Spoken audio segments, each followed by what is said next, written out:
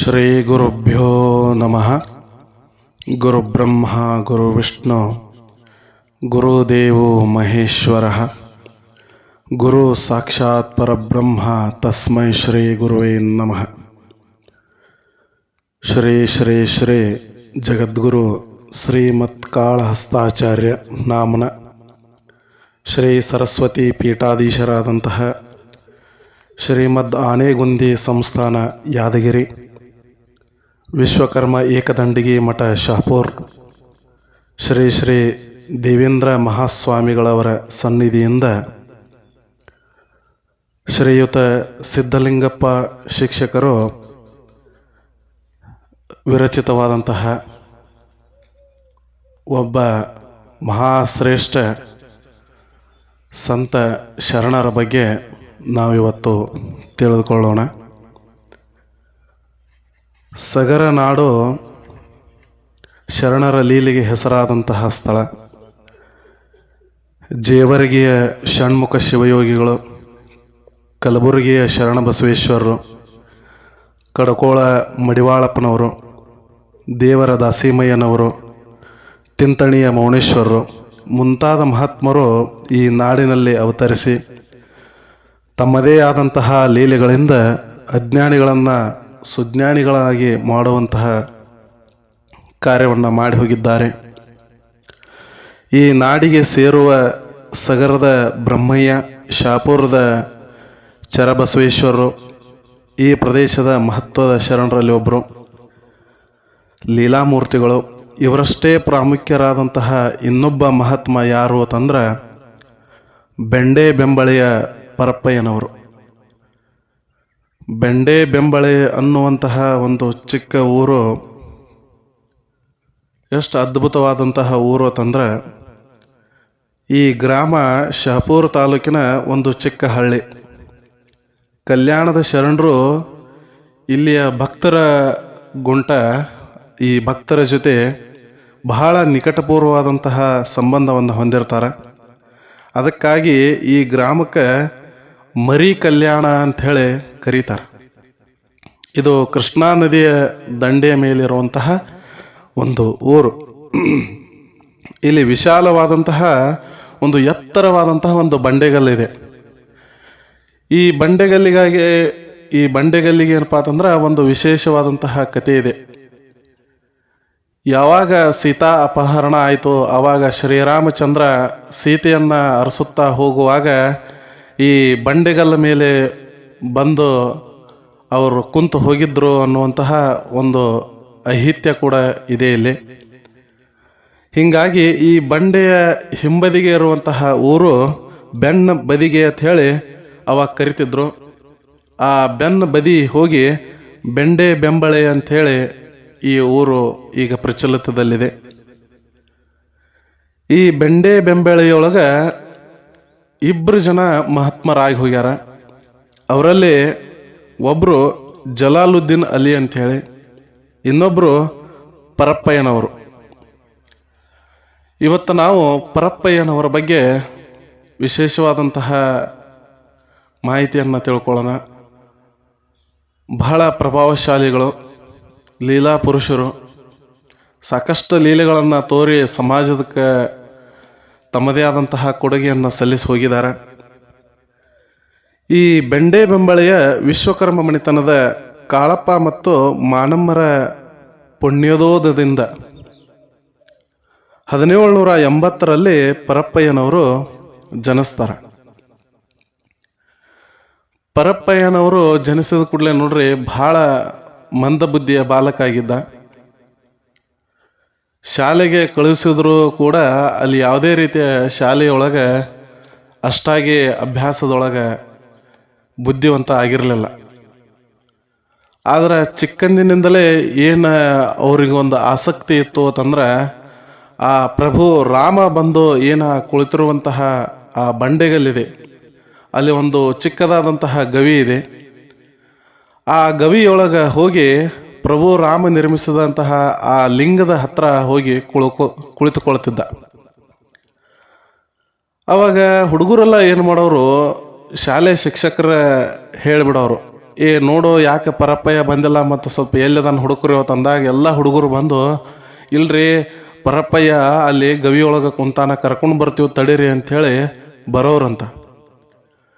ಹಿಂಗೆ ಬಂದಾಗ ಪರಪ್ಪಯ್ಯ ನೋಡ್ರಿ ಆ ಲಿಂಗದ ಮುಂದೆ ಕುಂತು ಓಂ ನಮಃ ಶಿವಾಯ ಅನ್ನುವಂತಹ ಮಂತ್ರೋಚ್ಚಾರಣೆಯನ್ನು ಮಾಡ್ತಿದ್ದ. ಮಾಡ್ಕೊಂತ ಎಷ್ಟು ತಲ್ಲೀನ ಆಗಿಬಿಡ್ತಿದ್ದ ಪರಪ್ಪಯ್ಯ ಅಂತಂದ್ರ ಹೊರಗಿನ ಸಾಕಾರ ಜಗತ್ತದ ಅರಿವು ಆ ಬಾಲಕನಿಗೆ ಇರ್ತಿರ್ಲಿಲ್ಲ. ಅಭ್ಯಾಸದೊಳಗೆ ಭಾಳ ಹಿಂದಿದ್ದ, ಆದ್ರೆ ಅಧ್ಯಾತ್ಮದೊಳಗೆ ಮುಂದಿದ್ದ. ಹುಡುಗರೆಲ್ಲ ಬರೋರು ಒಂದ್ಸಲ ಏನಾಯ್ತು ಅಂದ್ರೆ ಬಂದು ಇವನನ್ನ ಜಗ್ಗುವಂತ ಸಂದರ್ಭದೊಳಗೆ ಎಲ್ಲ ಮತ್ತು ಶಾಲೆ ಒಳಗೆ ಮೇಷ್ಟ್ರು ಕರ್ಯಾಕತ್ತಾರ ನಡಿ ಅಂಥೇಳಿ ಹುಡುಗರು ಜಕ್ಕೊಂಡ ಕರ್ಕೊಂಡು ಹೋಗೋ ಸಂದರ್ಭದೊಳಗೆ ಆ ಲಿಂಗದಿಂದ ಒಂದು ಕಾಂತಿ ಚಿಮ್ಮಿದಂಗೆ ಆಗ್ಬಿಡ್ತು. ಅವಾಗ ಹುಡುಗರೆಲ್ಲ ಗಾಬರಿಯಾಗಿ ಓಡ್ಕೊತ ಹೋಗ್ಬಿಟ್ಟು ಅಂತ. ಈ ಸಂದರ್ಭವನ್ನ ಏನಪ್ಪಾ ಅಂತಂದ್ರೆ ತಿಳ್ಕೊಂಡಂತಹ ಊರಿನ ಜನ, ಇವನ್ಯಾನೋ ಸಾಮಾನ್ಯ ಬಾಲಕ ಏನು ಅಲ್ಲಿವ, ಇವನ ಹತ್ತಿಕ ಏನೋ ಒಂದು ವಿಶೇಷವಾದಂತಹ ಶಕ್ತಿ ಐತಿ ಅಂಥೇಳಿ ತಿಳ್ಕೊಂಡ್ಬಿಟ್ರು. ಅವಾಗಿನಿಂದ ಶಾಲೆಗೆ ಹೋಗೋದನ್ನ ಬಿಡಿಸ್ಬಿಟ್ರು ಅವರ ತಂದೆ ತಾಯಿಗಳು. ಆಮೇಲೆ ಅವರ ತಂದೆ ನೋಡ್ರಿ ಪೂರ್ವ ಹಿಡ್ಕೊಂಡ ಬಂದಂತಹ ಏನು ವಿಶ್ವಕರ್ಮ ಸಮಾಜದ ಕುಲ ಕಸಬು ಆದಂತಹ ಬೆಳ್ಳಿ ಮತ್ತು ಬಂಗಾರದ ಕೆಲಸಗಳನ್ನು ಮಾಡ್ತಿದ್ರು. ಅದೇ ಕೆಲಸವನ್ನ ಪರಪ್ಪಯ್ಯನು ಕೂಡ ಮುಂದುವರ್ಸ್ಕೊಂಡು ಹೊಂಟ. ಪತ್ತಾರಕಿ ಕೆಲಸವನ್ನ ಮಾಡ್ಲಿಕ್ಕೆ ಶುರು ಮಾಡಿದ. ಕೆಲಸ ಮಾಡ್ಕೊಂತ ಹಂಗ ವಯಸ್ಸಾಯ್ತು. ವಯಸ್ಸಕ್ಕೆ ಬಂದ ನಂತರ ಅವನಿಗೆ ಯಾವುದೋ ರೀತಿಯ ಸಾಕಾರ ಜಗತ್ತದ ಅರಿವಿಲ್ಲ. ನಾನು ಮದುವೆ ಮಾಡ್ಕೊಳ್ಬೇಕು, ನನ್ನ ಜೀವನವನ್ನ ನಡೆಸಬೇಕು, ಮುಂದೆ ಸಂಸಾರಕ್ಕೆ ಜೀವನವನ್ನ ನಡೆಸಬೇಕು ಅನ್ನೋಂಥ ಪರಿಜ್ಞಾನವೇ ಅವನಿಗಿಲ್ಲ. ಹೀಗಿರುವಾಗ ತಂದೆ ತಾಯಿಗಳು ಒತ್ತಾಯ ಮಾಡಿದರು, ಗುರು ಹಿರಿಯರು ಕೂಡ ಒತ್ತಾಯ ಮಾಡಿ ಅವನಿಗೆ ಮದುವೆ ಮಾಡಿಸ್ಬೇಕು ಅನ್ನುವಂತಹ ಒಂದು ತೀರ್ಮಾನಕ್ಕೆ ಬರ್ತಾರ. ಈ ತೀರ್ಮಾನಕ್ಕೆ ಪರಪ್ಪಯ್ಯ ನೋಡ್ರಿ ತದ್ವಿರುದ್ಧ, ನನ್ನನ್ನು ಯಾಕೆ ಆ ಸಂಸಾರ ಬಂಧನದೊಳಗೆ ನುಗ್ಗಿಸ್ತೀರಿ ನೀವು, ನನಗೆ ಆ ಸಂಸಾರದೊಳಗೆ ಯಾವುದೋ ರೀತಿಯ ಆಸಕ್ತಿ ಇಲ್ಲ, ನನಗೆ ಸಂಸಾರ ಬ್ಯಾಡ, ನಾನು ಹಿಂಗೆ ಆರಾಮ್ ಇರ್ತೀನಿ ಅಂಥೇಳಿ ಇಚ್ಛೆಪಟ್ಟ. ಆದ್ರೂ ಹಿರಿಯರು ನೋಡ್ರಿ ಒತ್ತಾಯದ ಮೇರೆಗೆ ಮತ್ತೆ ಮದುವೆ ಆಗಬೇಕಂದಂತಹ ಪರಿಸ್ಥಿತಿ ಬಂತು. ಆಯಿತು, ಮದುವೆ ಕೂಡ ಆದ. ಆದರೆ ಈ ಮದುವೆ ಜೀವನ ಅಷ್ಟು ಸುಲಲಿತವಾಗಿ ಅವನು ನಡೀಲಿಲ್ಲ. ಹಿಂಗ ದಿನ ಕಳೆದಂತೆ ಹಲವಾರು ವರ್ಷಗಳ ಕಳೆದ ನಂತರ ಆ ಊರಿಗೆ ಏನು ಒಂದು ರೋಗ ಬಂತು, ಮಹಾಮಾರಿ ರೋಗಕ್ಕೆ ಸಾಕಷ್ಟು ಜನ ಊರಿನ ಜನ ಬಲಿಯಾದರು. ಆ ಬಲಿಯಾಗೋ ಸಂದರ್ಭದೊಳಗೆ ಪರಪ್ಪಯ್ಯನ ಹೆಂಡತಿ ಕೂಡ ಬಲಿಯಾಗ್ತಾಳ. ಆವಾಗ ನೋಡ್ರಿ ರೋಗಿ ಬಯಸಿದ್ದು ಹಾಲು ಅನ್ನ, ವೈದ್ಯರು ಹೇಳಿದ್ದು ಹಾಲು ಅನ್ನ ಅನ್ನೋ ಹಂಗ ಸಂಸಾರನ ಬ್ಯಾಡ ಅನ್ನಕತ್ತಿದ್ದ. ಇನ್ನು ಹೆಂಡತಿಯು ಸತ್ತು ಹೋಗ್ಬಿಟ್ಲು. ಇದರಿಂದ ಪರಪ್ಪಯ್ಯಗ ಏನಾಗಿಬಿಡ್ತು ಅಂತಂದ್ರೆ, ಯಾಕೆ ಇನ್ನು ಈ ಸಾಕಾರ ಜಗತ್ತದ ಮೋಹದೊಳಗೆ ನಾನು ಬೀಳಬೇಕು, ಇನ್ನು ಸಾಕಿನ್ನ ಅಂಥೇಳಿ ಆ ಊರಿನ ಎದುರುಗಡೆ ಇರುವಂತಹ ಒಂದು ಗೂಗಲ್ ಅನ್ನುವಂತಹ ಒಂದು ಊರು. ಈ ಊರು ಏನಾಯ್ತಂದ್ರೆ ಬೆಂಡೆ ಬೆಂಬಳೆಯ ಎದುರುಗಡೆನೆ ಐತಿ ಊರು. ಆದ್ರೆ ಆ ಎರಡೂ ಊರುಗಳ ಮಧ್ಯೆ ಕೃಷ್ಣಾ ನದಿ ಹರಿತದ. ಕೃಷ್ಣಾ ನದಿಯ ಈ ಕಡೆ ಬೆಂಡೆ ಬೆಂಬಳೆ, ಕೃಷ್ಣಾ ನದಿಯ ಆ ಕಡೆ ಗೂಗಲ್ ಅನ್ನುವಂತಹ ಒಂದು ಊರು. ಈ ಗೂಗಲ್ ಅನ್ನುವಂತಹ ಊರಿನ ಬಗ್ಗೆ ಹೇಳಬೇಕಂದ್ರ ಇದು ಕೂಡ ಅಷ್ಟೇ ಪ್ರಸಿದ್ಧವಾದಂತಹ ಊರು. ಯಾಕಂತಂದ್ರೆ 12ನೇ ಶತಮಾನದೊಳಗೆ ಬನವಾಸಿಯಿಂದ ಅಲ್ಲಮ ಪ್ರಭುಗಳು ಬಂದು ಆ ಗೂಗಲ್ ಅನ್ನುವಂತಹ ಒಂದು ಊರಿನೊಳಗೆ ದಟ್ಟ ಕಾಡಿತ್ತದು. ಆ ಸಂದರ್ಭದೊಳಗೆ ಆ ಕಾಡಿನ ಮಧ್ಯದಲ್ಲಿ ಒಂದು ಪವಿತ್ರವಾದಂತಹ ಸ್ಥಳವನ್ನು ಆಯ್ಕೆ ಮಾಡಿಕೊಂಡು ಪ್ರಭುಗಳು ಏನು ಮಾಡ್ತಾರಂತಂದ್ರೆ, ಅಲ್ಲಮ ಪ್ರಭುಗಳು ಅಲ್ಲಿ ತಪಸ್ಸನ್ನ ಗೈದು ಹೋಗಿರ್ತಾರೆ. ಆ ತಪಸ್ಸನ್ನ ಗೈದು ಹೋದಂತಹ ಪ್ರದೇಶದಲ್ಲಿ ಅವರ ಕುರುಹಾಗಿ ಅಲ್ಲಿ ಒಂದು ಲಿಂಗ ಸ್ಥಾಪನೆಯನ್ನ ಮಾಡಿ ಅಲ್ಲಿ ಪೂಜೆಗಳು ನೆರವೇರ್ತಿದ್ವು ಆ ಸಂದರ್ಭದೊಳಗೆ. ಈಗಲೂ ಕೂಡ ಅದು ಆ ಊರನ್ನು ನೀವು ನೋಡ್ಬೋದು. ಆ ಪ್ರಭು ಲಿಂಗ ಆ ಪ್ರಭುಗಳನ್ನು ಸಹ ನೀವು ಅಲ್ಲಿ ನೋಡಬಹುದು. ಅಲ್ಲಮ್ಮ ಪ್ರಭುಗಳ ಲಿಂಗವನ್ನು ನೋಡಬಹುದು. ಇಲ್ಲಿ ಈ ಪ್ರದೇಶಕ್ಕೆ ಹೋಗಬೇಕು ಅಂಥೇಳಿ ಪರಪ್ಪಯ್ಯಗ ಒಂದು ವಿಚಿತ್ರ ಘಟನೆ ನಡೀತು. ಏನಾಯಿತು ಅಂತಂದ್ರೆ, ಅಲ್ಲಮ ಪ್ರಭುಗಳ ಆ ಲಿಂಗವನ್ನು ನೋಡಬೇಕು ಅಂಥೇಳಿ ಒಂದು ಸಲ ನದಿಯನ್ನು ದಾಟಿ ಆ ಕಡೆ ಪರಪ್ಪಯ್ಯ ಹೋದ. ಅಂಬಿಗರ ದೋಣಿಯನ್ನು ನಡೆಸಿದ್ರು, ಅವರ ಸಹಾಯದಿಂದ ಪರಪ್ಪಯ್ಯ ಹೋದ. ಅದರ ವಿಚಿತ್ರ ಏನು ಅಂತಂದ್ರೆ, ಆ ಗೂಗಲ್ನಲ್ಲಿರುವಂತಹ ಆಗಿನ ಸಂದರ್ಭದೊಳಗೆ ಆ ಕಾಡಿನೊಳಗೆ ಆ ಲಿಂಗವನ್ನು ನೋಡಬೇಕು ಅಂದ್ರೆ ಬಹಳ ದಟ್ಟ ಕಾಡನ, ಅದು ದಟ್ಟ ಅಡವಿ. ಆ ಅಡವಿಯೊಳಗೆ ಅವರನ್ನು ಹೋಗ್ಬೇಕಾಗಿತ್ತು, ಆ ಲಿಂಗವನ್ನು ನೋಡಕ್ಕೆ ಹೋಗ್ಬೇಕಾಗಿತ್ತು. ಆಯಿತು, ಪರಪ್ಪಯ್ಯನು ಕೂಡ ಆ ಲಿಂಗವನ್ನು ದರ್ಶನ ಮಾಡ್ಕೋಬೇಕಂತ ಹೇಳಿ ಹೊರಟ ಅಡವಿಯೊಳಗೆ ಒಬ್ಬನೇ ಹೊರಟಿದ್ದ. ಅದು ಯಾವುದೇ ರೀತಿಯ ಅಡವಿಯೊಳಗಿರುವಂತಹ ಭಯ ಅವನ್ನ ಕಾಡಲಿಲ್ಲ. ಅಲ್ಲಿರುವಂತಹ ಪ್ರಾಣಿಗಳು ಕೂಡ ಅವನಿಗೆ ಯಾವುದೇ ರೀತಿಯ ತೊಂದರೆಯನ್ನು ಕೊಡಲಿಲ್ಲ. ಹೋದ, ಲಿಂಗದ ಹತ್ತಿಗೆ ಹೋಗಿ ಏನಪ್ಪಾ ಅಂತಂದ್ರೆ ನಮಸ್ಕಾರ ಮಾಡಿದ. ನಮಸ್ಕಾರ ಮಾಡಿ ಲಿಂಗದ ಮುಂದೆ ಕುಂತು ಪರಪ್ಪಯ್ಯ ಏನು ಹೇಳ್ತಾನ ಅಂತಂದ್ರೆ, ಈ ಸಾಕಾರ ಜಗತ್ತು ನನಗೆ ಬ್ಯಾಡಾಗಿತ್ತು. ನಾನು ಅಧ್ಯಾತ್ಮದ ಕಡೆ ಒಲವು ತೋರಿ ಆ ಕೆಲಸವನ್ನು ಮಾಡಬೇಕಾಗಿತ್ತು. ಆದರೂ ಕಾರಣಾಂತರಗಳಿಂದ ನಾನು ಅಧ್ಯಾತ್ಮವನ್ನು ಅದನ್ನು ವಿಚಾರ ಮಾಡದೆ ಸಂಸಾರ ಬಂಧನದಲ್ಲಿ ಬಿದ್ದು ಸಾಕಷ್ಟು ಏನಪ್ಪಾ ಅಂತಂದ್ರೆ ನೋವುಗಳನ್ನು ಅನುಭವಿಸೀನಿ. ಈಗ ನನಗೆ ಸಂಸಾರ ಜಗತ್ತ ಸಾಕು ಅನ್ನೋ ಹಂಗ ತೀರ್ಮಾನಕ್ಕೆ ಬಂದಾನಿ ಅಂಥೇಳಿ ಲಿಂಗದ ಮುಂದೆ ಕುಂತ ಪರಪ್ಪಯ್ಯ ಒಬ್ಬನೇ ಮಾತಾಡವ. ಹೀಗಿದ್ದಾಗ ನೋಡ್ರಿ, ಇವ ಆ ಲಿಂಗದ ಜೊತೆ ವಾರ್ತಾಲಾಪವನ್ನು ನಡೆಸುವಂಥ ಸಂದರ್ಭದೊಳಗೆ ಲಿಂಗದಿಂದ ಒಂದು ಕಾಂತಿ ಚಿಮ್ಮಿ ಏನು ಹೇಳ್ತು ಅಂತಂದ್ರೆ, ಪರಪ್ಪಯ್ಯ, ನಿನ್ನಿಂದ ಕೆಲಸ ಬಹಳ ಆಗಬೇಕಾಗೈತಿ. ನೀನು ಇದೇ ಪ್ರದೇಶದೊಳಗೆ ನೆಲೆಸ್ಬೇಕಪ್ಪ. ಇದೇ ಪ್ರದೇಶದೊಳಗೆ ಇದ್ದು ಇಲ್ಲಿರುವಂತಹ ಜನರ ಕಷ್ಟ ನಷ್ಟಗಳನ್ನು ಬಗೆಹರಿಸಬೇಕಾಗಿದೆ. ನೀನು ಅಧ್ಯಾತ್ಮದಲ್ಲಿ ಬಹಳ ಕೆಲಸ ಮಾಡಬೇಕಾಗೈತಿ ಅಂಥೇಳಿ ಲಿಂಗದಿಂದ ವಾಣಿ ಆಯಿತು. ಅದು ಸಾಕ್ಷಾತ್ ಅಲ್ಲಮ ಪ್ರಭುದೇವರ ಪ್ರಭುಲಿಂಗರ ವಾಣಿಯಾಗಿತ್ತು. ಅದನ್ನ ಕೇಳಿ ಪರಪ್ಪಯ್ಯ ಏನು ಮಾಡಿಬಿಟ್ಟ ಅಂತಂದ್ರೆ ಒಂದು ಕ್ಷಣ ದಿಗ್ಭ್ರಾಂತ ಆದ. ಏನು ಲಿಂಗದಿಂದ ಇಂಥ ಮಾತು ಬಂದುಬಿಡ್ತಲ್ಲ ಅಂಥೇಳಿ. ವಿಚಿತ್ರ ಏನು ನೋಡ್ರಿ, ಅದನ್ನು ಲಿಂಗದಿಂದ ಮಾತು ಕೇಳಿಸ್ಕೊಂಡಿದ್ದ. ಆದ್ರೆ ಆ ಮಾತುಗಳನ್ನು ಮನಸ್ಸಿನಿಗೆ ಅದನ್ನ ತೆಗೆದುಕೊಳ್ಳದೆ ಈ ಕಿವಿಯಿಂದ ಕೇಳಿ ಈ ಕಿವಿಯಲ್ಲಿ ಬಿಟ್ಟುಬಿಟ್ಟ. ತಾತ್ಸಾರ ಮಾಡಿಬಿಟ್ಟ. ತಾತ್ಸಾರ ಮಾಡಿ ಇನ್ನು ಮತ್ತೆ ತನ್ನ ಊರಿಗೆ ಹೋಗಬೇಕಾಗಿತ್ತು, ಬೆಂಡೆ ಬೆಂಬಳಿಗೆ ಹೋಗಬೇಕಾಗಿತ್ತು.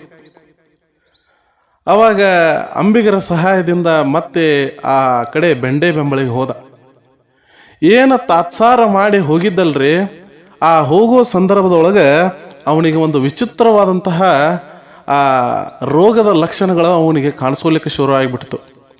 ಅದು ಎಂತಹ ರೋಗ ಅಂತಂದ್ರೆ ಅದಕ್ಕೆ ನಾರು ಬೇನೆ ಅಂತೇಳಿ ಕರೀತಾರ. ಅಂದ್ರೆ ಮೈಯೊಳಗಿನ ಪ್ರತಿ ನರಗಳು ಕೂಡ ಬಾತು ನೂಸಲಿಕ್ಕೆ ಚಾಲು ಮಾಡಿಬಿಡ್ತು. ಅದು ಹೆಂಗೆ ನರಗಳ ಬಿಗಿತಿದ್ದಪ್ಪ ಅಂತಂದ್ರೆ ಅವನ ದೇಹವನ್ನ ಕಬ್ಬು ಹೆಂಗೆ ಹಿಂಡ್ತೀವಲ್ಲ ಹಂಗೆ ಇಡೀ ಮೈಯನ್ನ ಹಿಂಡಿದ ರೀತಿಯ ನೋವು ಕಾಣಿಸ್ಕೊಂಡ್ಬಿಡ್ತು, ನಾರು ಬೇನೆ ಕಾಣಿಸ್ಕೊಂಡ್ಬಿಡ್ತು. ಇದರಿಂದ ಪರಪ್ಪಯ್ಯನಿಗೆ ಅದನ್ನ ನೋವನ್ನು ತಡೆದುಕೊಳ್ಳುವಂಥ ಸಾಮರ್ಥ್ಯವೇ ಆಗಲಿಲ್ಲ, ವಿಪರೀತ ಆಗಿಬಿಡ್ತದು. ಆವಾಗ ಬೆಂಡೆ ಬೆಂಬಳೆ ಹತ್ತಿಕ ಅದೇನು ಕೃಷ್ಣಾ ನದಿ ಹರಿತಿತ್ತಲ್ಲ, ಆ ನದಿಗೆ ಹಾರಿ ಪ್ರಾಣ ಬಿಡಬೇಕು ಅಂತ ಹೇಳಿ ವಿಚಾರ ಮಾಡಿದ. ವಿಚಿತ್ರ ಏನು ಅಂತಂದ್ರೆ ಆ ನದಿಗೆ ಏನಪ್ಪಾ ಅಂತಂದ್ರೆ ಪ್ರಾಣ ಬಿಡಬೇಕಂತ ಏನು ಹಾರಿದ್ದ ನದಿಗೆ ಯಾವುದೇ ರೀತಿಯ ಏನಪ್ಪಾ ಅಂತಂದ್ರೆ ಈಜು ಬರದೇ ಇರುವಂತಹ ಪರಪ್ಪಯ್ಯ ಮುಳುಗಿ ಸಾಯಬೇಕಾಗಿತ್ತು. ಆದ್ರೆ ವಿಚಿತ್ರ, ಪರಪ್ಪಯ್ಯ ಏನಾಯ್ತು ಅಂತಂದ್ರೆ ನದಿಗೆ ಬಿದ್ದ ತಕ್ಷಣ ಆ ನದಿಯ ಮೂಲಕ ಹರ್ಕೊಂತ ಎಲ್ಲಿ ಬಂದಿದ್ದ ಅಂತಂದ್ರೆ ಎಲ್ಲಿ ಪ್ರಭುಲಿಂಗರ ಆ ಲಿಂಗ ಇದೆ, ಆ ಲಿಂಗ ಪ್ರತಿಷ್ಠಾಪನೆ ಎಲ್ಲಿ ಆಗಿದೆ, ಅಲ್ಲಮ ಪ್ರಭುವಿನ ಲಿಂಗ ಪ್ರತಿಷ್ಠಾಪನೆ ಎಲ್ಲಿ ಆಗಿತ್ತು ಅದರ ಹತ್ತಿಗೆ ಬಂದ ದಡಕ್ಕೆ ಬಂದು ಬಿದ್ದು ಬಿಟ್ಟ. ಅವಾಗ ಪರಪ್ಪಯ್ಯನಿಗೆ ಒಂದು ವಿಚಿತ್ರ ಆಗಿಬಿಡ್ತು. ಏನು ನದಿಯಾಗ ಸಾಯ್ಬೇಕಂತ ಹೇಳಿ ಬಿದ್ದಿದ್ದ, ಈ ಕಡೆ ದಡಕ್ಕೆ ಬಂದ ಮುಟ್ಟಿದ್ದ. ಆ ದಡಕ್ಕೆ ಬಂದ ಮುಟ್ಟಿದ ಕ್ಷಣದೊಳಗೆ ಮೈಯೊಳಗಿನ ನಾರು ಬೇನೆ ಎಲ್ಲ ಕಡಿಮೆ ಆಗಿತ್ತು. ಕಣ್ಣು ತೆಗೆದು ನೋಡ್ತಾನ, ಮತ್ತೆ ಯಾವ ಸ್ಥಳದಲ್ಲಿ ಮೊದಲು ಬಂದಿದ್ಲ ಅದೇ ಸ್ಥಳಕ್ಕೆ ಬಂದು ಬಿದ್ದಾನ. ಅವಾಗ ಅವಂಗ ಅರಿವಾಯ್ತು. ಇನ್ನ ನಾ ಏನಪ್ಪಾ ಅಂತಂದ್ರ ಪ್ರಭುಲಿಂಗ ಲೀಲೆ ಆ ಲಿಂಗದ ಮುಂದ ನಾನು ಹೋಗಬೇಕು, ಅವರ ಆಜ್ಞೆ ಏನಾಗಿದೆ ಅದನ್ನ ಶಿರಸಾವಹಿಸಿ ಪಾಲಿಸಬೇಕು ಅನ್ನುವಂಥದ್ದು ವಿಚಾರ ಅವನ ತಲೆಯೊಳಗೆ ಬಂತು. ಆಯ್ತು, ಅಲ್ಲೇ ಇದ್ದ ಏನು ಮಾಡಕತ್ತ ಅಂತಂದ್ರೆ ನಿತ್ಯ ಪೂಜಾ ಅನುಷ್ಠಾನಗಳನ್ನ ಕೈಗೊಳ್ಳಕತ್ತ. ದಿನಾಲು ಅಲ್ಲೇ ಇರುವಂತಹ ಗೂಗಲ್ನಲ್ಲಿರುವಂತಹ ಕಾಡಿನೊಳಗೆ ಎಲ್ಲ ಹೂಗಳನ್ನು ತಂದು ಲಿಂಗ ಪೂಜೆಯನ್ನ ಮಾಡ್ತಾ ವ್ರತ ಅನುಷ್ಠಾನಗಳನ್ನ ಶುರು ಮಾಡಿದ. ಸಾಕಷ್ಟು ವರ್ಷಗಳ ಕಾಲ ಅಲ್ಲೇ ಏನಪ್ಪಾ ಅಂತಂದ್ರ ತಪಸ್ಸು ಕೈದ ನಂತರ ಒಬ್ಬ ತಪಸ್ವಿಯಾಗಿ ಲೀಲಾ ಪುರುಷನಾಗಿ ಹೊರಹೊಮ್ತಾನ ಪರಪ್ಪಯ್ಯ. ಅವಾಗ ಆ ಪ್ರದೇಶಕ್ಕೆ ಏನಪ್ಪಾ ಅಂತಂದ್ರ ಜನರ ಸಂಖ್ಯೆ ಬರಬರ್ತಾ ಹೆಚ್ಚಾಗ್ಲಿಕ್ಕಿತ್ತು. ಬೆಂಡೆ ಬೆಂಬಳೆಯ ಪರಪ್ಪಯ್ಯ ಅಲ್ಲಿದ್ದಾನ, ಅವು ಲೀಲಾ ಪುರುಷ ಆಗ್ಯಾನ ಅನ್ನುವಂತಹ ಸುದ್ದಿನೂ ಕೂಡ ಗೂಗಲ್ಗೆ ಮತ್ತು ಬೆಂಡೆ ಬೆಂಬಳೆಯ ಜನರಿಗೆಲ್ಲ ಗೊತ್ತಾಗ್ಲಿಕ್ಕೆ ಶುರು ಮಾಡ್ತು. ಜನರು ಇವನನ್ನ ಅರಸ್ಕೊಂಡು ಹುಡುಕಾಡ್ಕೊಂತ ಬರ್ಲಿಕ್ಕೆ ಶುರು ಮಾಡ್ರು. ಯಾಕಂದ್ರ ಈ ಪರಪ್ಪಯ್ಯನ ಹತ್ತಿಕ ಒಂದು ಅಗಾಧವಾದಂತಹ ಶಕ್ತಿ ಬಂದ್ಬಿಟ್ಟಿತ್ತು. ಯಾರ ಕಷ್ಟ ಅಂತ ಹೇಳಿ ಬರ್ತಾರ ಅವರ ಕಷ್ಟಗಳನ್ನ ಎಷ್ಟ ಸುಲಭವಾಗಿ ಪರಿಹರಿಸ್ತಿದ್ದ ಅಂತಂದ್ರೆ ಆ ಪರಮಾತ್ಮನ ಬಂದು ಅವರ ಸಮಸ್ಯೆಯನ್ನ ಬಗೆಹರಿಸಿದ ರೀತಿ ಆ ಎಲ್ಲ ಸಮಸ್ಯೆಗಳನ್ನ ಬಗೆಹರಿಸ್ತಾ ಇದ್ದ. ಹೀಗಿರುವಾಗ ಒಂದು ಲೀಲೆಯನ್ನ ಮಾಡ್ತಾನ. ಎಲ್ಲಿ ಅಂತಂದ್ರ ಅದು ಗೂಗಲ್ನ ಹತ್ತಿರುವಂತ ಆ ಕೃಷ್ಣಾ ನದಿಗೆ ಬೆಸ್ತರ ಬಂದಿರ್ತಾರೆ, ಮೀನಾ ಹಿಡಿಬೇಕು ಅಂತ ಹೇಳಿ. ಅವಾಗ ಪರಪ್ಪಯ್ಯನವರು ಅದನ್ನು ನೋಡ್ಕೋಂತ ಕುಂತಿರ್ತಾರ. ನದಿ ದಂಡಿಗೆ ಇರೋದದು ಸ್ಥಳ. ಆ ಸ್ಥಳದಲ್ಲಿ ನೋಡ್ಕೊಂತ ಕುಂತಾಗ ಬೆಸ್ತ್ರ ಏನು ಬಲಿ ಒಗಿತಾರ, ಆ ಬೆಸ್ತರು ಈ ಪರಪ್ಪಯ್ಯನ ಬಗ್ಗೆ ಸ್ವಲ್ಪ ತಿಳ್ಕೊಂಡಿರ್ತಾರ. ಪರಪ್ಪಯ್ಯ ಏನೋ ಲೀಲಾ ಪುರುಷ ಅದಾನಂತ, ಏನ ಹಲವಾರು ಲೀಲೆಗಳನ್ನು ಮಾಡ್ಯಾನಂತ, ಮತ್ತು ನಮಗೂ ಏನರ ಲೀಲೆಗಳನ್ನು ತೋರಿಸ್ತಾನೋ ಏನೋ ಎಂಬಂತೆ ಅವನನ್ನ ಪರೀಕ್ಷೆ ಮಾಡಬೇಕು ಅಂತ ಹೇಳಿ ಬೆಸ್ತರು ಏನಂತಾರ, ನೋಡಪ್ಪ ಯಪ್ಪ, ನಾವು ಬಲಿ ಹೋಗಿದೀವಿ ನದಿ ಒಳಗ, ನಮಗ ಮೀನು ಸಿಗ್ತಾವೋ ಇಲ್ಲೋ ಹೇಳು ಅಂಥೇಳಿ ಆ ಬೆಸ್ತರು ಪರಪ್ಪಯ್ಯನವರಿಗೆ ಕೇಳ್ತಾರ. ಆಗ ಪರಪ್ಪಯ್ಯ ಅಂತ ನೋಡ್ರಿ, ಅಲ್ರಿಪ್ಪ ನೀವು ಮೀನಾ ಹಿಡಾಕ್ ಬಂದರಿ, ಸುಮ್ಮ ಹಿಡ್ಕೊಂಡು ಹೋಗೋದು ಬಿಟ್ಟು ನನ್ನ ಲೀಲೆಗಳನ್ನ ಪರೀಕ್ಷೆ ಮಾಡ್ತೀರೇನೋ ನೀವು ಅಂಥೇಳಿ ಒಂದು ಮಾತಂದ. ಅವಾಗ ಬೆಸ್ತರಿಗೆ ಏನೋ ಸ್ವಲ್ಪ ಏನು ನಾವು ಅನ್ಕೊಂಡಿದ್ದು ಗೊತ್ತಾಯ್ತು ಏನೋ ಎಂಬಂತೆ ಅವರು ಸುಮ್ಮನೆ ನಿಂತರು. ಆವಾಗ ಪರಪ್ಪಯ್ಯ ನೋಡ್ರಿ ಏನಂತಾನಂತಂದ್ರೆ, ನೀವೇನು ಮೀನಾ ಹಿಡಿಯಾಕ ಬಲಿ ಒಗದಿರಲ್ಲ, ನಿಮಗೆ ಇದ್ರೊಳಗೆ ಮೀನು ಸಿಗುದಿಲ್ರು, ಈ ಬಲಿಯೊಳಗೆ ನಿಮಗೆ ಪಾರಿವಾಳಗಳ ಸಿಗ್ತಾವು ಅಂಥೇಳಿ ಒಂದು ಮಾತು ಅಂದ್ಬಿಟ್ರು. ಅವಾಗ ಬೆಸ್ತರಂದ್ರು, ನದಿಯೊಳಗೆ ಅಂದರೆ ಪಾರಿವಾಳ ಇರ್ಲಾಕ ಸಾಧ್ಯ ಅದ ಏನದು? ನದಿ ಒಳಗೆ ಸಿಕ್ಕರೆ ನಮಗೇನು ಸಿಗ್ಬೇಕು? ಮೀನು ಸಿಗ್ಬೇಕು, ಬಿಟ್ರೆ ಆಮೆ ಏಡಿ ಅದು ಇದು ಏನ್ರ ಸಿಗ್ಬೇಕು. ಪಾರಿವಾಳಗಳು ಹೆಂಗ ನೀರಾಗ ಸಿಗ್ತಾವ? ಈ ಲೀಲಾ ಪುರುಷ ಸುಳ್ಳು ಮಾತಾಡ್ತಾನ, ಇವನ ಲೀಲೆಗಳ ಎಲ್ಲ ಸುಳ್ಳು ಅದಾವ ಅಂತೇಳಿ ಬೆಸ್ತರು ಮಾತಾಡಕತ್ರು. ಹಂಗ ಒಂದು 5-10 ನಿಮಿಷ ಆಗಿತ್ತು. ಇನ್ನೆಲ್ಲ ಬಲಿಗಳೆಲ್ಲ ಏನಪ್ಪಾ ಅಂದ್ರೆ ಜಗ್ಬೇಕಾಗಿತ್ತು. ಬೆಸ್ತರು ದಂಡಿಗೆ ನಿಂತ ಬಲಿ ಎಲ್ಲ ಜಗ್ಲಕ್ ಶುರು ಮಾಡ್ರು. ಹೆಂಗ ಜಕ್ಕೋತ ಬಲಿಯನ್ನ ಏನಪ್ಪಾ ಅಂತಂದ್ರ ದಡದ ಕಡೆ ತಂದ್ರು, ಹಂಗ ಬಲಿ ಒಳಗ ಸಾಕಷ್ಟು ಪಾರಿವಾಳಗಳೆಲ್ಲ ಹಾರಾಡ್ಲಿಕ್ಕೆ ಹತ್ಬಿಟ್ಟು. ನೋಡ್ರಿ, ನೀರಾಗಿಂದ ಪಾರಿವಾಳಗಳು ಹಾರ್ಕೋತ ಬಂದ್ರ ಆ ಬೆಸ್ತರಿಗೆ ಹೆಂಗಾಗಿರಬಾರ್ದು. ಅವಾಗ ಬೆಸ್ತರು ಅಂದ್ರು, ಯಪ್ಪ ನಿನ್ನ ಲೀಲೆಗಳ ಏನಪ್ಪಾ ಅಂತಂದ್ರ ಸಾಕಷ್ಟು ಹೇಳಿದ್ರು ಜನ, ಆದ್ರೆ ನಾವ ನಿನ್ನ ಪರೀಕ್ಷೆ ಮಾಡ್ಲಾಕ ಹೋದೆವು, ನಮ್ಮದು ಬಹಳ ದೊಡ್ಡ ತಪ್ಪಾಯ್ತು, ನಮ್ಮನ್ನ ಕ್ಷಮಿಸ್ಬಿಡಪ್ಪ ಅಂಥೇಳಿ ಎಲ್ಲಾ ಬೆಸ್ತರು ಪರಪ್ಪಯ್ಯನವರ ಕಾಲ ಮ್ಯಾಗ ಬೀಳ್ತಾರ. ಇಂತಹ ಲೀಲಾ ಪುರುಷ ಯಾರು ಅಂತಂದ್ರ ಪರಪ್ಪಯ್ಯ. ಸಾಕಷ್ಟು ಪವಾಡಗಳು, 1-2 ಮಾಡಿರುವಂತಹ ಪವಾಡಗಳ್ರಿ ಅವು. ಹೇಳ್ಕೊಂತ ಹೋದ್ರೆ ಸಾಕಷ್ಟು ಪವಾಡಗಳು ಅದಾವ. ಅವರು ಒಂದು ಪ್ರಸಿದ್ಧ ಪವಾಡ ಇನ್ನೊಂದು ಯಾವುದು ಅಂತಂದ್ರೆ, ಆ ಗೂಗಲ್ನಿಂದ ಬೆಂಡೆ ಬೆಂಬಳಿಗೆ ಹೋಗಬೇಕಾಗಿತ್ತು. ಪ್ರಭು ಶ್ರೀರಾಮರು ಏನ ಕುಂತ ಹೋಗಿರುವಂತಹ ಆ ಬಂಡೆಗಲ್ಲಿದೆ, ಆ ಬಂಡೆಗಲ್ಲಿನ ಹತ್ತಿರ ಇರುವಂತಹ ಆ ಲಿಂಗದ ದರ್ಶನವನ್ನ ಮಾಡಬೇಕಾಗಿತ್ತು. ಅವರು ಗೂಗಲ್ನಿಂದ ಹೋಗಬೇಕಾದ ಸಂದರ್ಭ. ಆ ಸಂದರ್ಭದೊಳಗೆ ನೋಡ್ರಿ, ಅಂಬಿಗರು ಏನು ಮಾಡ್ತಾರ ಅಂತಂದ್ರೆ ನದಿಯಿಂದ ಆ ಕಡೆಯಿಂದ ಈ ಕಡೆಗೆ ಸಾಗಿಸೋರು ಅವರು. ಅವಾಗ ಈ ಕೃಷ್ಣಾ ನದಿಯ ದಂಡೆಯ ಗೂಗಲ್ನಲ್ಲಿ ಹತ್ತಿರುವಂತಹ ಪರಪ್ಪನವರು ಇನ್ನು ಬೆಂಡೆ ಬೆಂಬಳಿಗೆ ಹೋಗ್ಬೇಕಂತ ಹೇಳಿ ನದಿ ಹತ್ತಿಕ್ಕೆ ನಿಂತಾಗ ಬಂದು ಅವಾಗ ಅದಾಗಲೇ ಅಂಬಿಗರು ಸ್ವಲ್ಪ ನದಿಯನ್ನು ದಾಟಿ ಮಧ್ಯದೊಳಗೆ ಹೋಗಿಬಿಟ್ಟಿದ್ರು, ಆ ಕಡೆ ಹೋಗಿಬಿಟ್ಟಿದ್ರು. ಅವಾಗ ಪರಪ್ಪನಯ್ಯನವರು ಏನ್ ಮಾಡ್ತಾರಂದ್ರೆ ಒದರ್ತಾರ, ಬರ್ರಿಪ್ಪ ಇಲ್ಲಿ ಆ ಕಡೆ ಹೋಗ್ಬೇಡ್ರಿ, ನಾನೂ ಬರೋ ಇದ್ದೇನೆ, ನನ್ನೂ ಕರ್ಕೊಂಡು ಹೋಗ್ರಿ ಅಂತ ಹೇಳಿ.